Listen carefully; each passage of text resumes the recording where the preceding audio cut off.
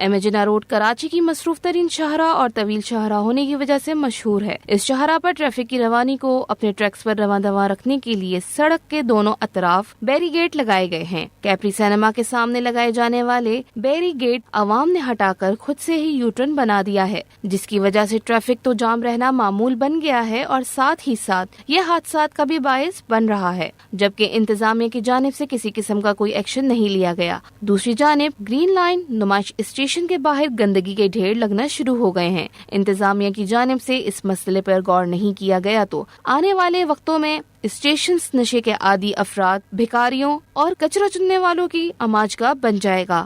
Camera مین شراز مصطفیٰ کے ساتھ غازیہ افضال، رہنما نیوز۔